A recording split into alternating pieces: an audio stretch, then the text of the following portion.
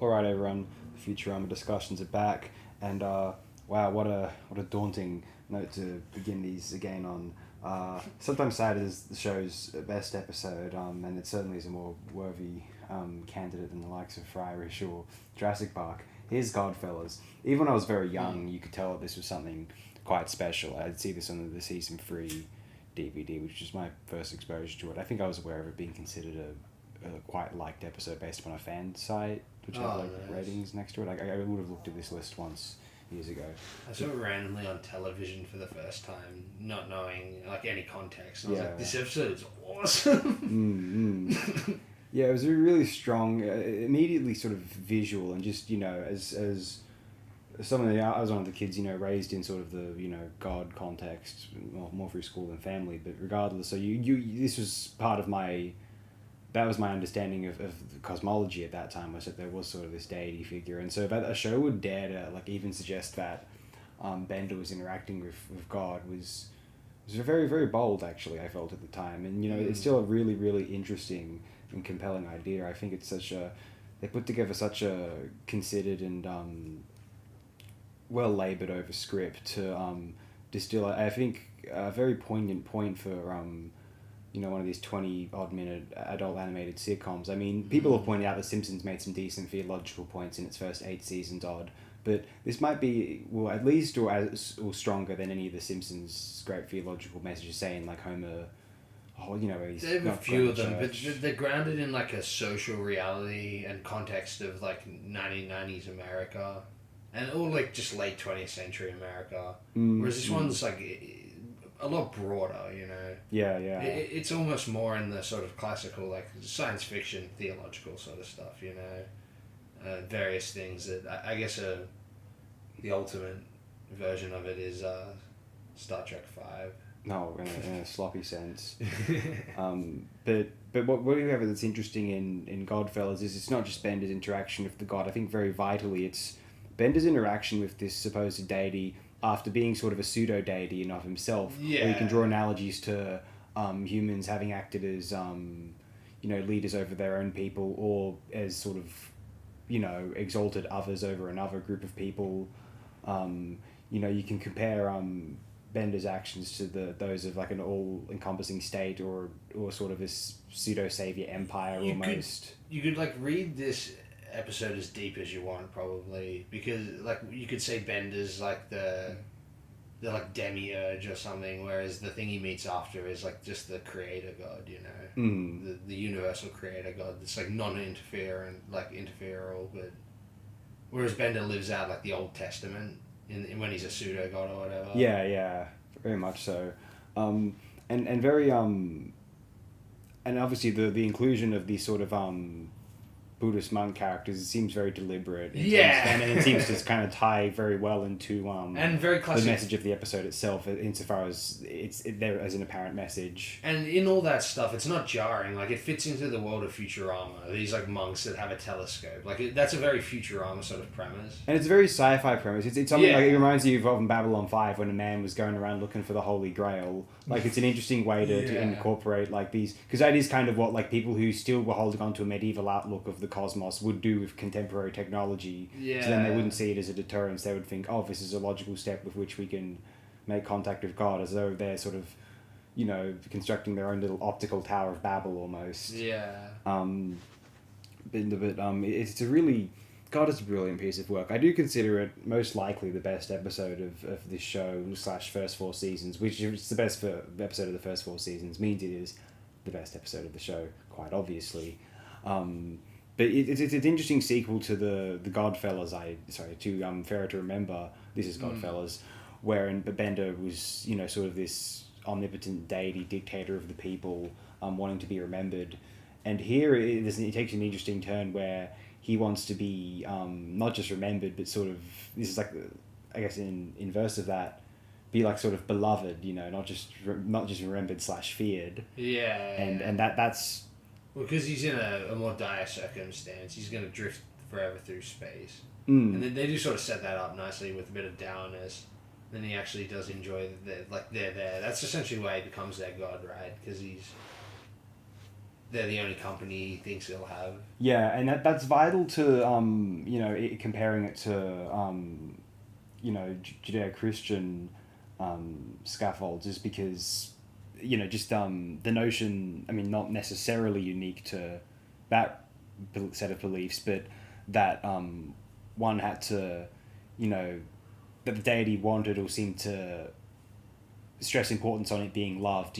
Like you can, it's hard for us to abstract that in the context of a character that's God, but in the context of Bender, especially drifting alone in space, it's so easy to gauge, and it's fascinating to observe, not just because it's all well and good to have some character who ends up playing God to a group of people, but out of whatever circumstance, usually it's the character going mad, like Colonel Kurtz or something. But with Bender, there is sort of a logical impulse as to, like, he wants these people to love. It's Bender's sort of engine, pathos, narcissism. He desires that love in a way that, like, makes the sort of that Judeo-Christian analogy really apt, because otherwise it's difficult to sort of angle in why your deity analog would want to be loved. With Bender, it's seamless. So they did an extraordinary job of that, I think. And I think this episode was very particularly geared towards Bender specifically. Yeah. Obviously, but also, like, as I noticed, especially watching the next episode right after, this episode only has Freilander, Bender and Leela, really. Like, none of the side characters are in it, whereas they're all in the next episode. Yes. So it's quite an interesting contrast. Very much so. It feels like it just feels like a very, like, distinct, almost like they were doing, like, a little 20-minute, like, teleplay drama or something, as opposed to a Futurama episode. But then when they bring Leela and Bender's and Fry's subplot into it, it sort of fits more the mold. Like, it's very well balanced in that sense. Like, it doesn't just hit you over the head with some sort of, like, heavy thing. It still keeps a certain balance as a Futurama episode, as well as being a very successful, like, extrapolation of, like, a just sort of fairly basic, simple, but therefore, like, eloquent, like, creative philosophy, Yeah, it's. I got the impression watching it this time that this was a longer script than what aired, and they had to sort of cut it down, because like the dialogue, like, this is not like I don't think this ends up in the episode feeling lesser as a result, but you notice there are certain scenes that end in a way that, like, you can't imagine the scene ending that way if it was written. It makes you think, like, they sort of cut it down, knowing that whether it was animated or not, who knows, but they were like, we got to kind of make good for time here, because they do compact a lot of events into this little 22-minute span. And but I think it's all the better for it, actually. And it does take its time to breathe as well, with the 2001 shows. Yes. But that's true. They have to incorporate those in as well, which means you keep those and then cut maybe little spots of dialogue, which may have been maybe slightly, sort of posturing or, like, over expository. So potentially, so that the show's, like, I think that the program's all the better for sort of cutting those out, because like, rather than explain it to you, it sort of decides to hone in on that premise. If it's done something right, you might barely notice it at all. Yeah, exactly. See, it's not only heavy content, it's also a very well crafted episode, maybe one of the best crafted. Oh, it's as good as, it's like, God, it's one of the best sci-fi sitcoms. I mean, like, I've been, obviously, if anyone's watching this channel semi-regularly knows, looking over Red Dwarf again, how smart they went about some of these premises sometimes. Yeah. And just given the shorter number of episodes that I had than Futurama, arguably more consistently too, there was just per the percentage of episodes that just explore sort of a deep or sort of weighty sci-fi premise is quite impressive, especially when you get to, like, back to reality and out of time, which is extraordinary. Well, to have been the last episode in a way, but no, but, like, I guess what I'm saying is, like, it's just, though Grant and Naylor would be just, like, totally bewildered by this. It's an incredible accomplishment. Comparing Bender to Crichton's an interesting thing, because Crichton was sort of a very 20th century idea of a robot. He's going to exist to serve people, and his function, he's going to be, like, sort of, in a sixth sense, what we want other people to be, like, to the point where they even program a belief in silicon heaven into the androids, the mechanoids.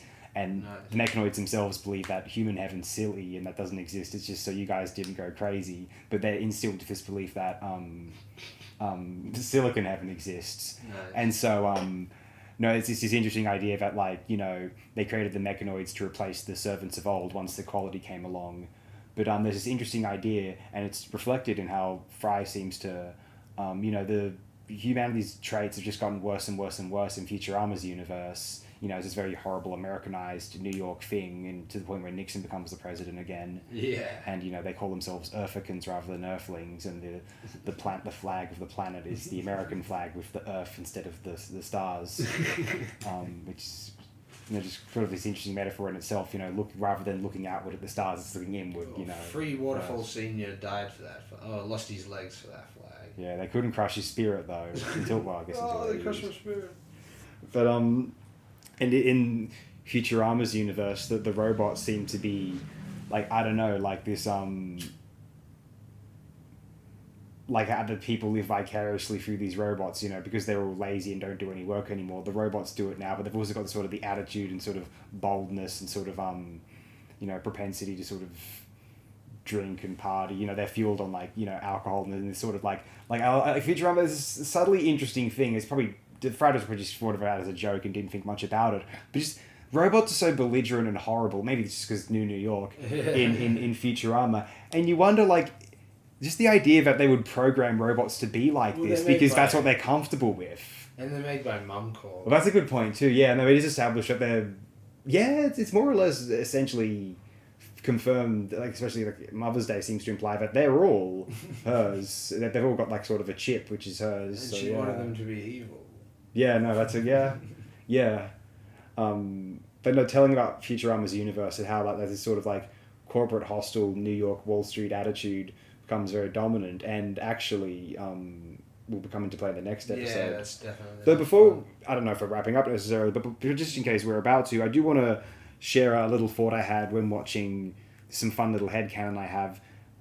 After I just realised for the first time watching this episode, a more recent episode of this show in it's 8th season, which is actually fairly strong, all things considered. As I say that as a skeptic of seasons 6 and 7. Not that they didn't have poor episodes in there. There was some really strong even ones, but one of the episodes I liked the most in this newer batch was an episode where it suggested the professor devised a means to go into devise simulations of the universe, and it got to the point where it was almost inferred that the universe that our cast operating could be a simulation in of itself. And I kind of was fascinated by the idea that this deity creature, who I'm going to assume is a deity because he's the cause of the paradox-free time travel in Bender's Big Score, and then it's like the nexus point, or like sort of the brain processing hub of the simulation itself. You know, it can tell everything that's happening all at once. It can hear everything. It can potentially engender things from occurring, but it needs to maintain the simulation, and you know, it can't, you know, directly interfere because it'll make everything go awry. I'm sure the writers weren't thinking of that, but if one did want to sort of playfully tessellate the Futurama universe together, partially because it is such a challenging and inexplicable task, it was clearly not intended to. But if we wanted to, they've offered perhaps incidentally this avenue within the newer season. Yeah, I think. Are they going to make another one? As far as I know, I don't think so, because I did get the impression from this season that they kind of wanted this to be sort of the last hurrah. Yeah. Right. Because they were, I don't think they wanted to be, they didn't want season 7 to be the end, as far as I know. Right. And so I think, you know, they wanted to make one season sort of knowing, one last season that they knew would be their last, if you know what I mean. Okay. Rather than like kind of suspecting but hoping it wouldn't be their last, as was the case with I think season 4 there was more sort of confirmation, like they kind of knew it would be the last one. Toward the end of that, which is why Devil's Hands feels way more like a series finale than a prospective season finale. But yeah, well, to be honest, when you watch the newer season, they sound older, and you do when they're playing. Fry's meant to be in his mid-20s, so you do start to, and even Katie Seagal, though less so, is sounding slightly weathered as well. They're all still funny, and you can drown that out quite easily although, like, it is, you know, these... It's only going to be sort of viable much longer. I mean, don't get me wrong, Futurama's did a better job of it. Speaking of Red Dwarf, I mean, when the Red Dwarf, when they try to do it again, like, I like all those guys and I actually think some of the stuff in season 10, 11, 12 is pretty damn funny. Yeah. But without those analog production values, those sort of Doctor Who-esque sets, it comes across as a bit tacky and sort of play pretend, even if the scripts are, like, objectively funny and would have been fantastic even in the late 80s, early 90s. There's something about the 21st century Red Dwarf material which, just due to being live action, partly just, you know, everyone being aged, you know, it just doesn't seem... There's something odd about it. Whereas in the animation form, you can mostly get away with that, and the voice acting is the only seam, at least in that respect. Yeah, like the new Zombie Simpsons. I mean, that's been zombified since the early 21st century. The voices, though. Yeah. I mean, yeah, people have pointed out that, like, Marge sounds like a grandmother at this point. Yeah, her voice is Julia Kavan would be a grandmother at this point. Gone. But yeah, I don't have much else to say about this episode. I like sort of keeping it brief because it is, like, you can really read into it whatever you want. There's a lot going on, right?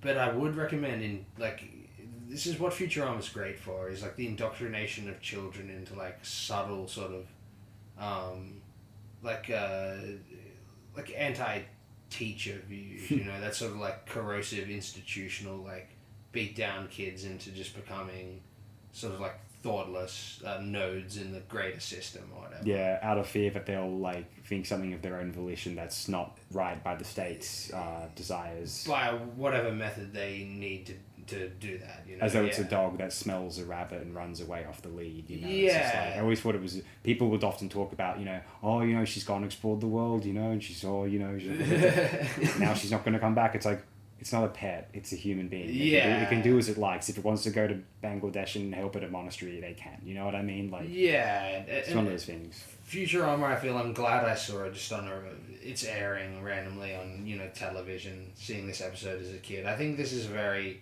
Like, I hope Futurama doesn't get lost to, like, younger generations as a sort of, like, children, you know, as a sort of vessel of exploring a certain, like, creative individuality or just, like, gnosis for things that are deeper than just, like, the very wafer-thin facade reality that we're, you know, that's outlined for us. Just sold for us.